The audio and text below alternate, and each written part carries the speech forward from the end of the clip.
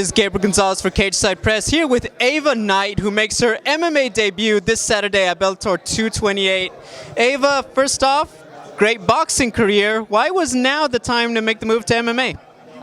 Boxing became kind of a stalemate. I was really doing well with Mayweather Promotions, but I just decided just to go another route, have fun, try something new, and with this great opportunity with Jay Glazer presenting Bellator with me, I'm super excited to go this route. Now, obviously, Bellator is no stranger to seeing the female boxers, Anna Hulatan, Heather Hardy. We see girls like Amanda Serrano obviously doing it.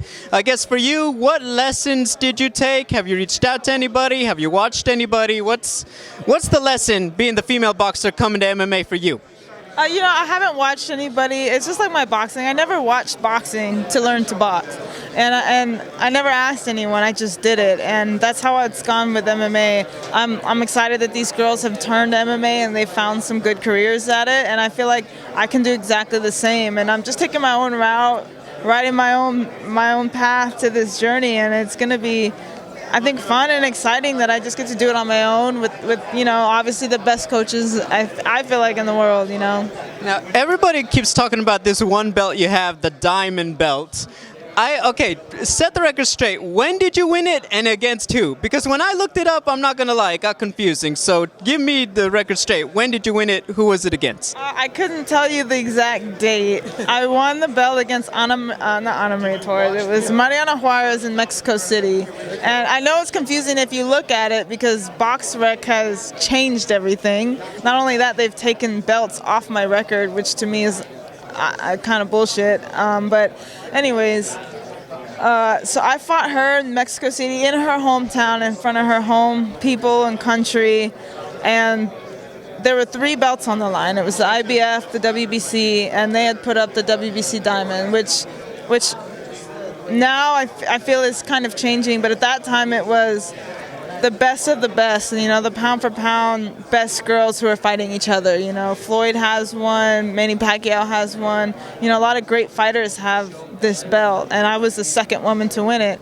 And with the first one being the first woman that beat me, in the very beginning of my career. So it's kind of an honor to have that belt and to know that I'm just as good as having a belt being up there with, Floyd and Pacquiao and some of those other great people. About how many years ago was that?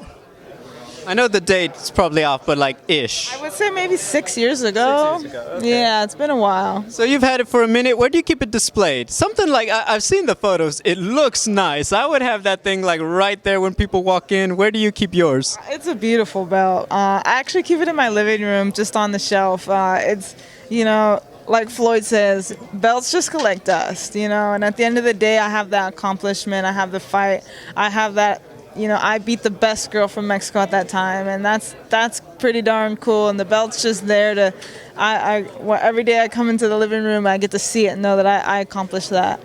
Now, I know the elephant in the room, you're going to be asked this a million times. Your ground game, how have you gone about it? How much are you working on it going into your MMA debut? Yeah, the first thing I got to hear online was, you better get your sprawl game up, and it's like, no shit, But that was all I did for 8 weeks straight was wrestling, and it was so hard, I could say. It's probably the most grueling workouts I've ever been through. My legs hurt, and then on top of that, checking kicks and learning to do that. But I'm not gonna say I'm the best. I probably have so much more to learn. But with a 10-week camp and 8 weeks being all wrestling, I feel prepared that I know enough to get up and be where I'm comfortable. Now, the question everyone's going to ask, is this a one-off? Are you jumping back and forth? Talk to me about what's your plan right now in terms of pursuing MMA and boxing? I plan on doing both. I don't plan on quitting boxing. I love it. It's one of the things that made me who I am.